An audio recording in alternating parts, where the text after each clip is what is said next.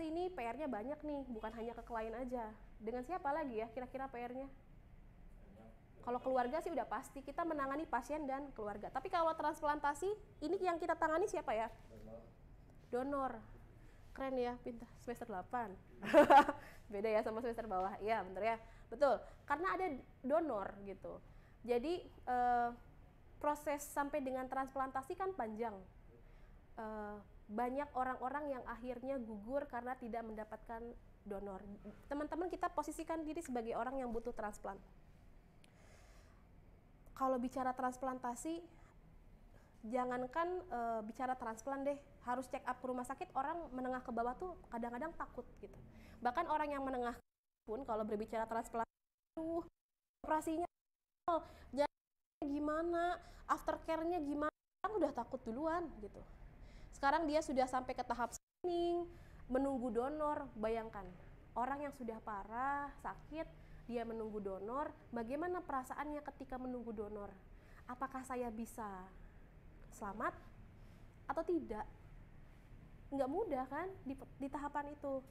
Ketika dia dapat donor, emang sudah ya udah? Nggak juga. Kita nggak ada yang tahu letak hati dalamnya manusia gimana, gitu kan?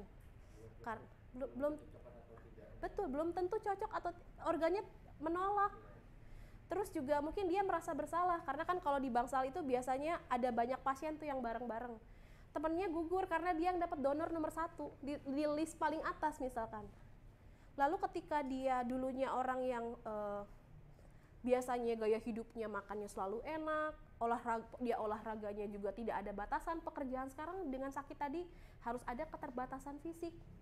Itu juga akan jadi masalah sendiri buat dia. Wah, panjang pokoknya ya kalau kita ulas satu persatu lagi. Pediatric Oncology Social Work.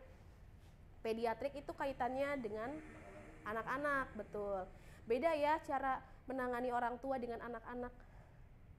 Nggak mudah. Kalau dengan anak-anak, kalau kita ngobrol nggak bisa kita pakai bangku duduk. Anak-anak nggak mau. Harus dengan apa? Kita gelar tikar. Makanya tadi ya di lab itu ada di lab itu ada tadi buat konseling gitu ya, konseling ataupun assessment, kita ada media mainan. Jadi Pektus sambil ngajak main anak, sambil kita assessment gali gitu. Dengan lansia, emang mudah ngobrol sama lansia? Diulang-ulang lagi, ditanya apa, jawabannya apa gitu. Banyaknya nostalgia gitu. Terus, hah? Apa gitu? Udah panjang-panjang, hah? Nggak mudah. Dengan remaja yang, ya remaja tahu sendiri ya, susah gitu ya dengan segala dinamika keremajaannya, itu juga tidak mudah.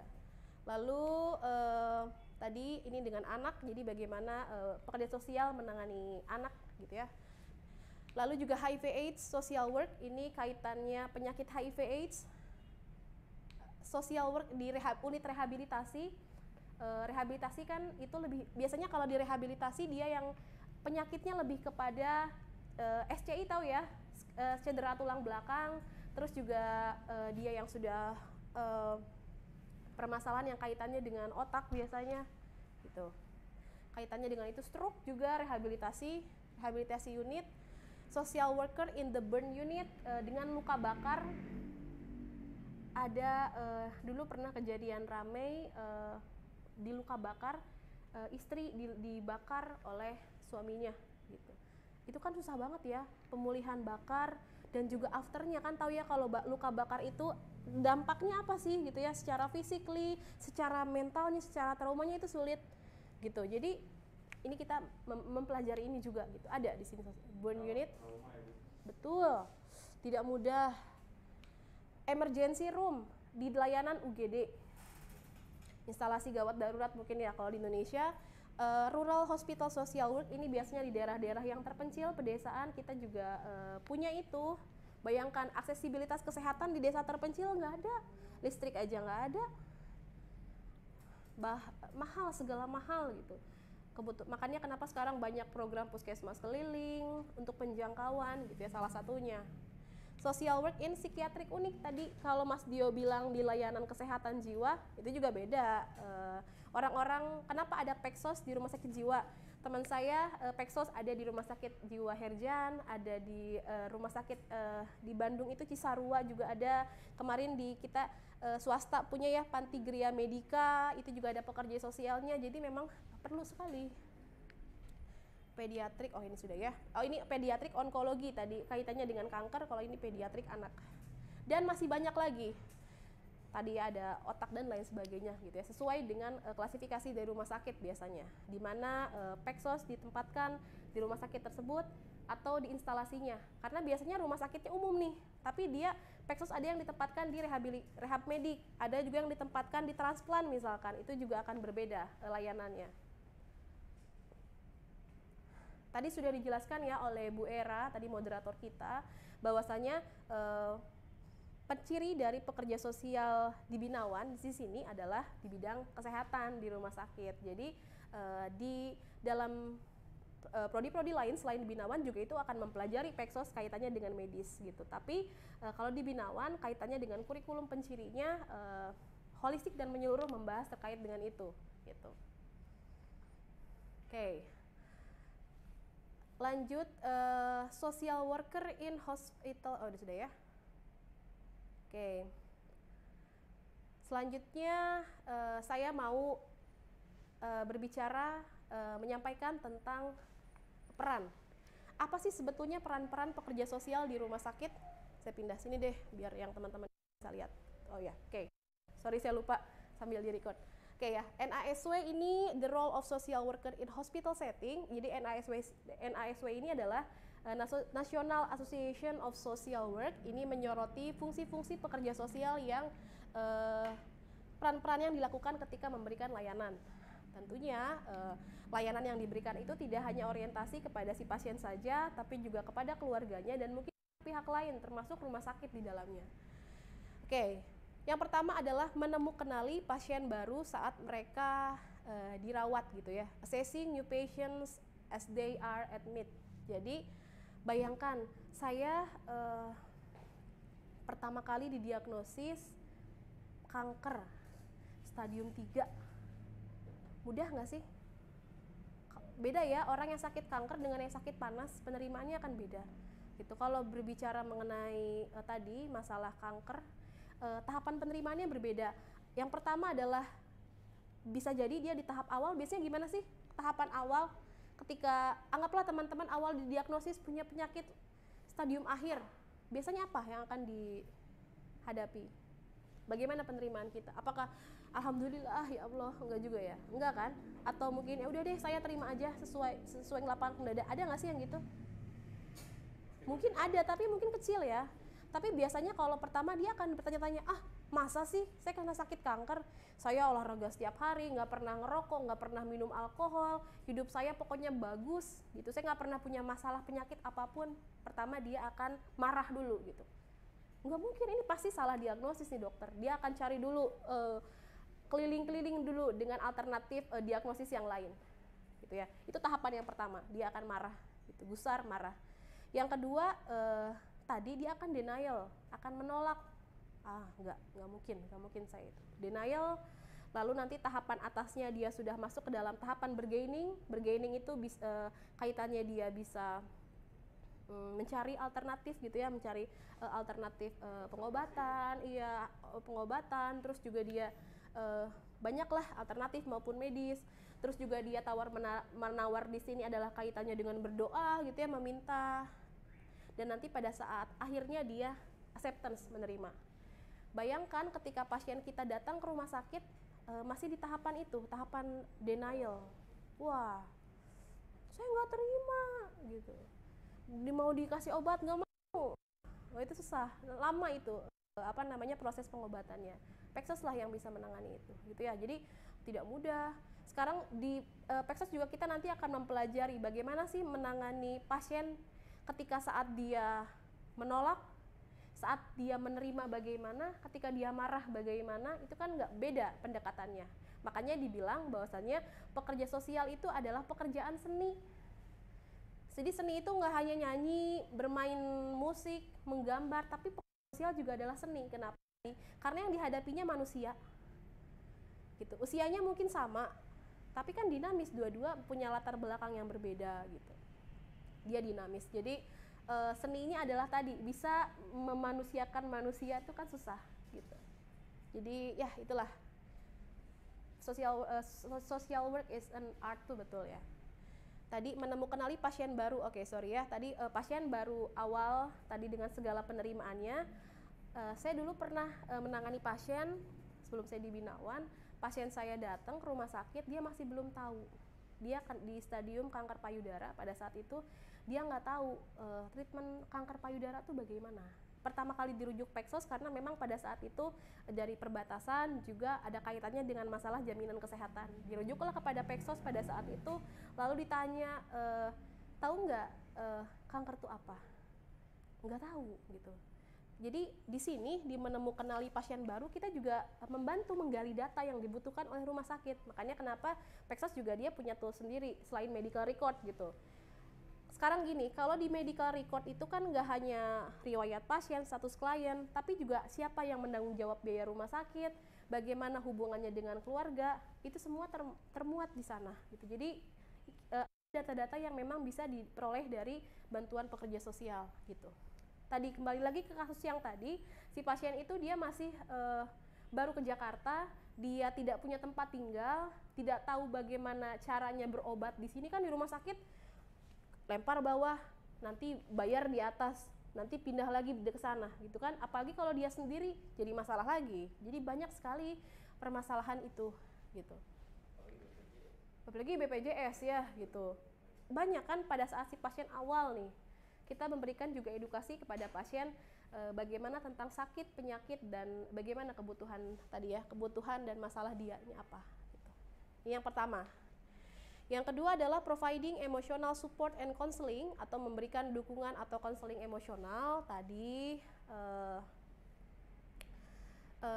biasanya kan kalau dokter periksa, ya udah, ya silakan, ya, betul nggak sih?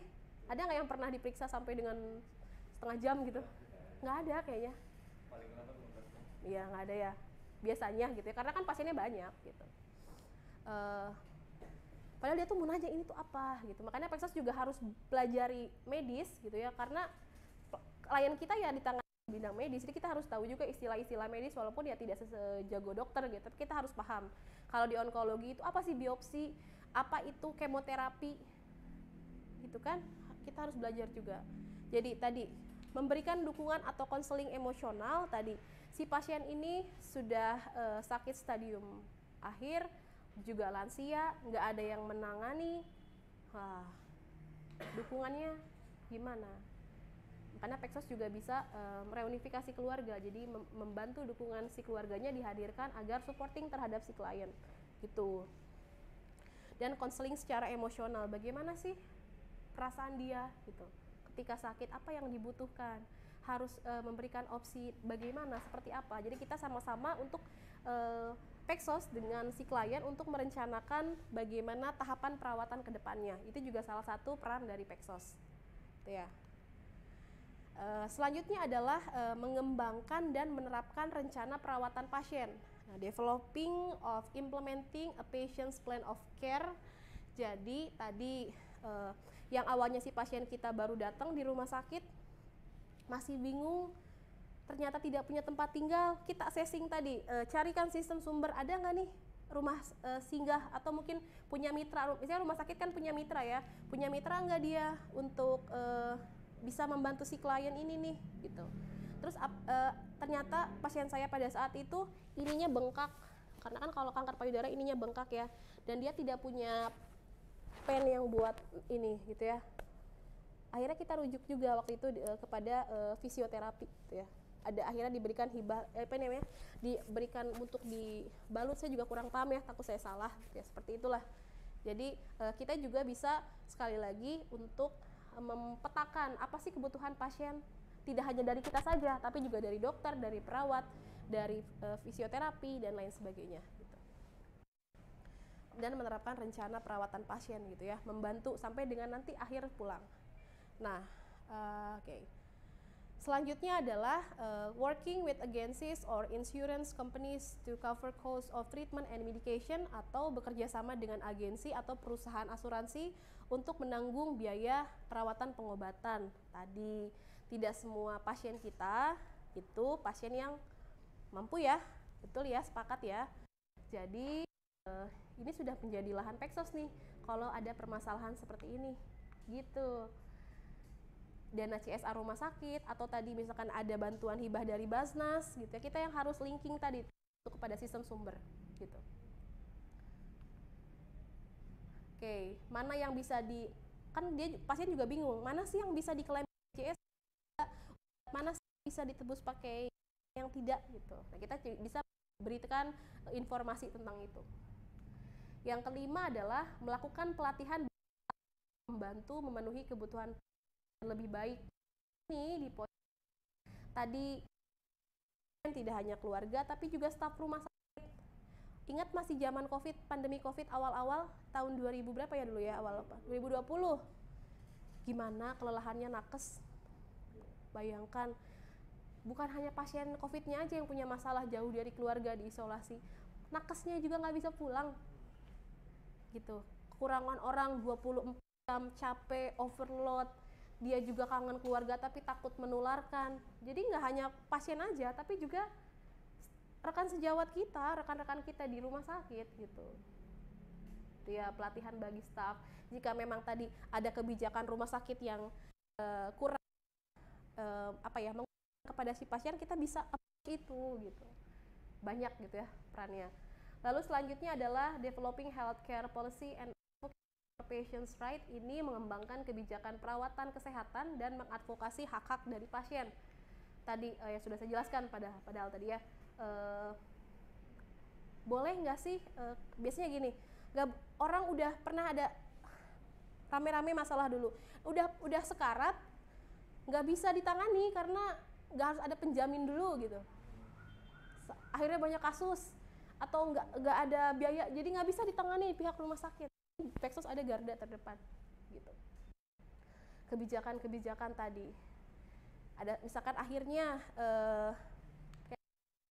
misalkan di yayasan dia bisa buat skema kalau tadi subsidi silang, jadi ada kelas VIP, ruang 1, ruang 2, tapi yang untuk tidak mampu itu bisa di cover up dari biaya yang VIP misalkan, itu juga merupakan CSR, biasanya dikelola oleh Peksos gitu. Ya, dan mengadvokasi hak-hak pasien nih, seperti itu. Apa yang menjadi hak pasien? Oke. Kelima adalah mengatur perawatan rawat jalan, arranging patient treatment. Ini bayangin rawat jalan, apalagi pasien-pasien yang sakitnya kontinu, capek ya, lelah ya. Kan penyakit tuh macam-macam. Ada yang cuma 1 kali kunjungan ke rumah sakit selesai, ada yang berkali-kali. Kalau kanker kan terus aja. Udah fisiknya baik pulang, lagi buruk masuk lagi ke rumah sakit, itu beda lagi tuh. Cuci darah, betul, capek banget gitu. Jadi dia juga bisa mengatur rawat jalan nanti di permasalahan-permasalahan yang mengikuti rawat jalan tadi. Mengembangkan rencana pemulangan. Ini saya real gitu ya, saya cerita ini real kasus pada saat itu. Klien yang saya tangani adalah ketika dia pulang, kebetulan di Jakarta itu kan rumah sakit itu biasanya rumah sakit rujukan dari seluruh daerah gitu. Ketika dia mau pulang, pernah ditanya pulangnya mau naik apa? Oh, nanti udah aja naik transportasi umum. Dia sakit, saya lupa ya nama, sudah lupa banget ini. Tapi dia pakai alat di sini. Jadi nanti kalau makan itu di sini gitu ya, makan di sini kan, terus dia pulang harus pakai maskapai. Maskapai nggak mau dong, bener nggak sih? Takut. Orang menyarikan, namanya juga kalau profit, dia nggak mau kesalahan nanti asuransi klaim, dia nggak mau kalau tidak ada pendamping. Tapi ini posisinya tiketnya udah mau jalan nih gitu.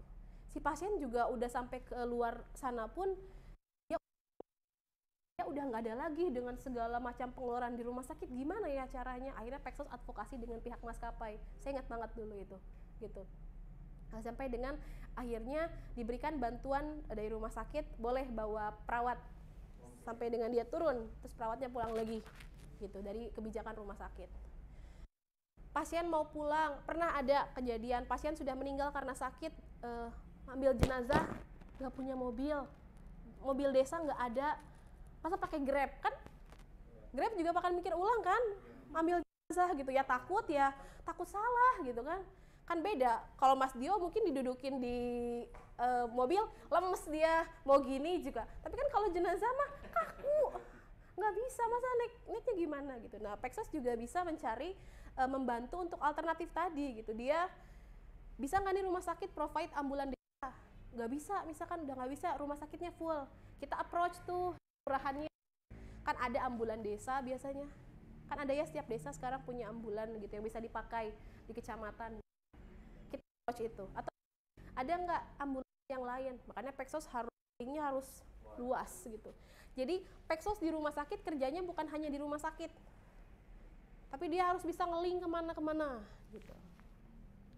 Yang keenam adalah mengembangkan rencana pemulangan atau itu sudah ya, sorry. Oke, sebelum sini ngantuk ya? Enggak?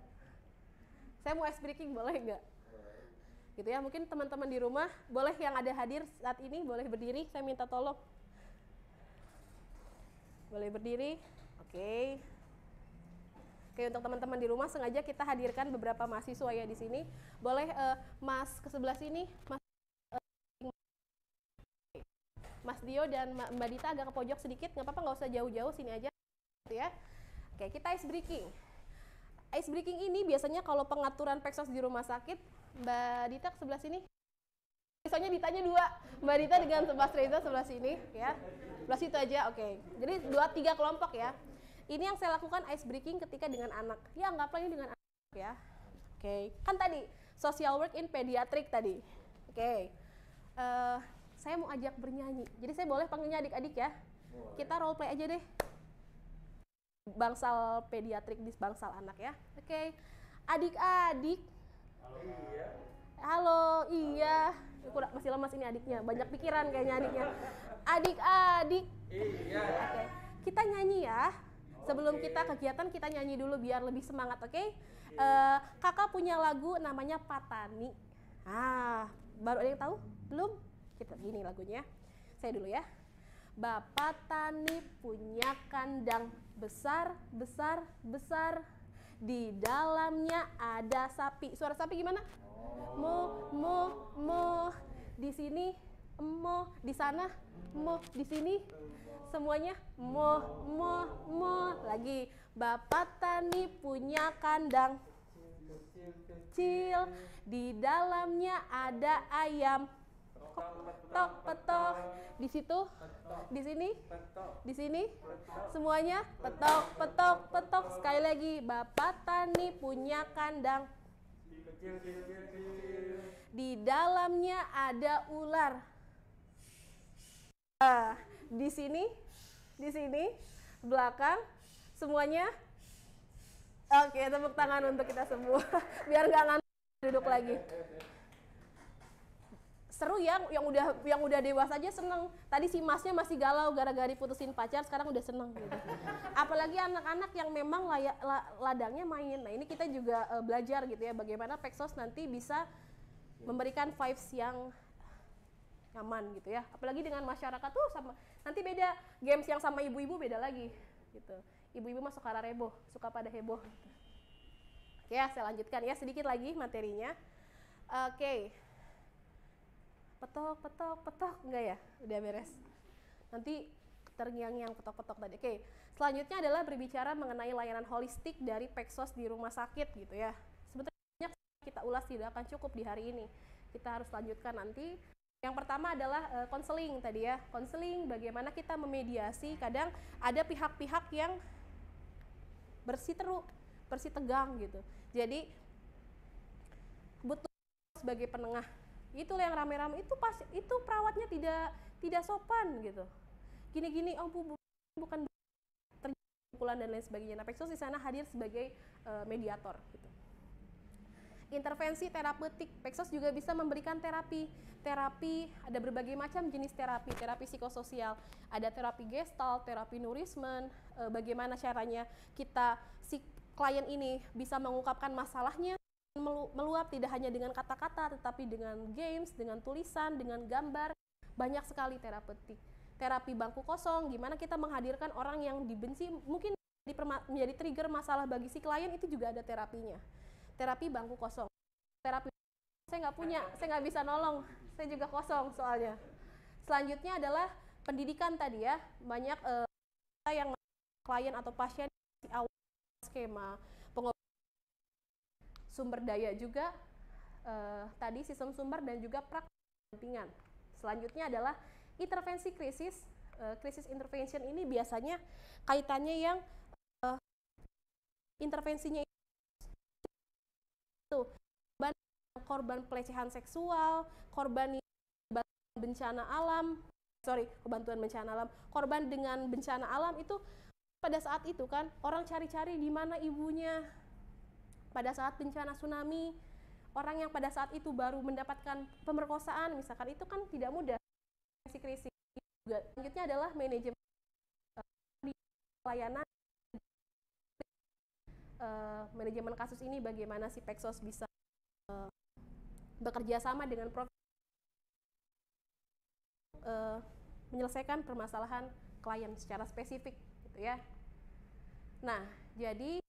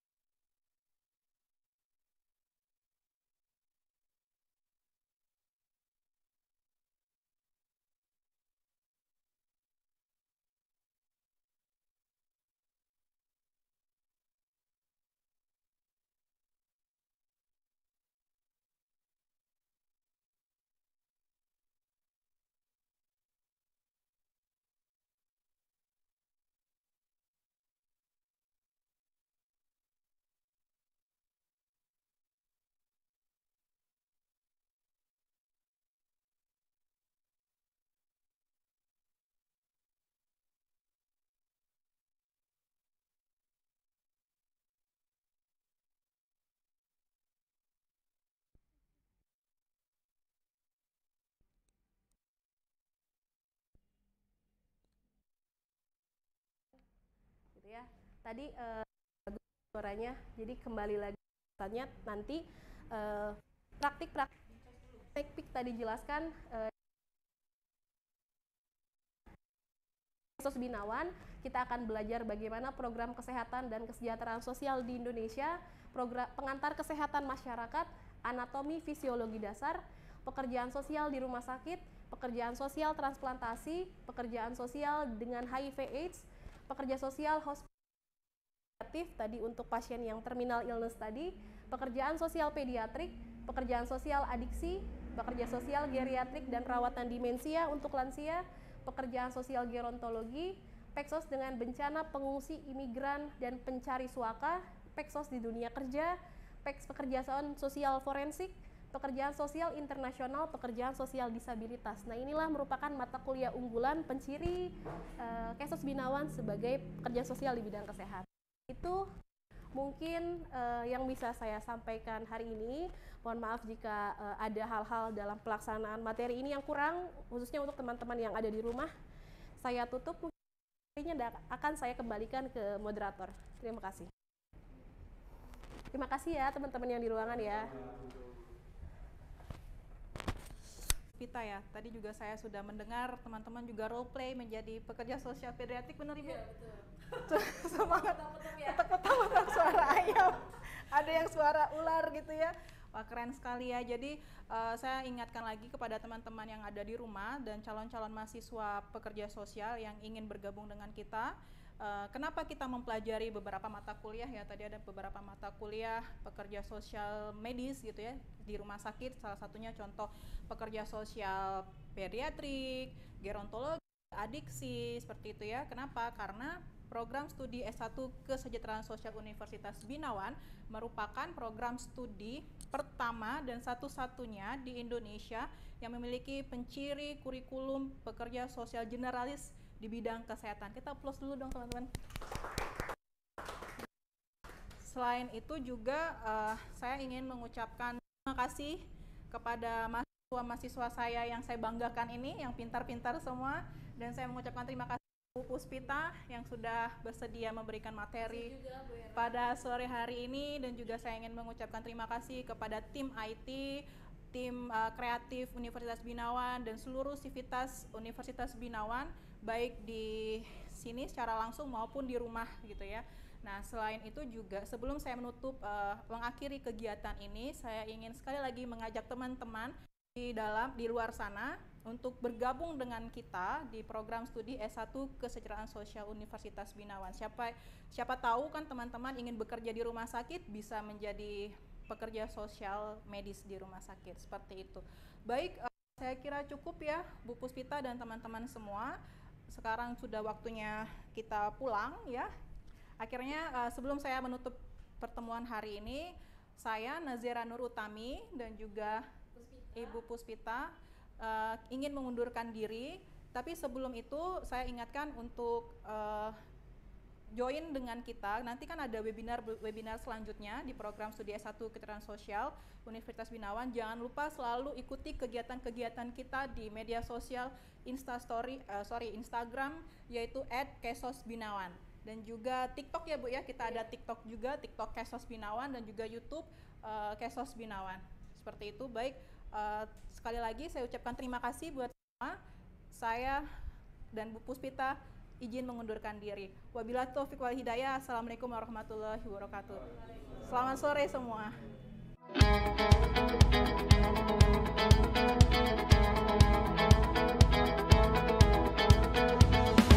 Siapapun kamu, pasti kamu punya cita-cita. Universitas Binawan akan membantu mewujudkan mimpimu. Binawan memiliki beragam program studi menarik yang bisa kamu pilih. Dari jenjang pendidikan D3 hingga S1 dan didukung fasilitas-fasilitas penunjang yang lengkap, seperti laboratorium,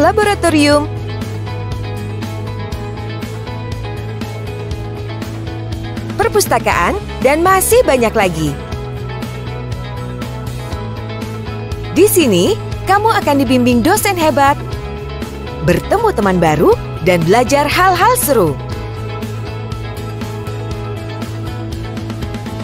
Kalian juga bisa mengekspresikan diri dan berprestasi melalui bermacam aktivitas.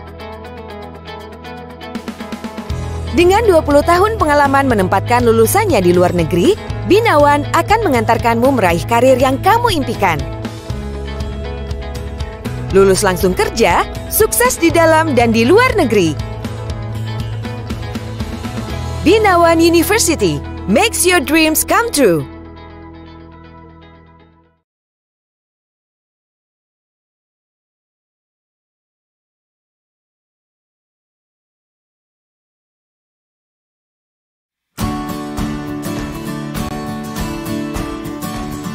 Selamat datang di program studi Kesejahteraan Sosial Universitas Binawan, kampus internasional, digital, dan berakhlak.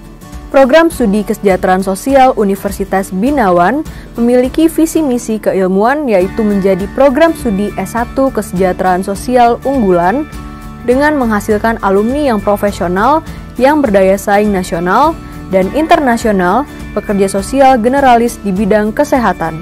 Program studi Kesejahteraan Sosial merupakan program studi pertama dan satu-satunya di Indonesia dengan penciri kurikulum pekerjaan sosial di bidang kesehatan.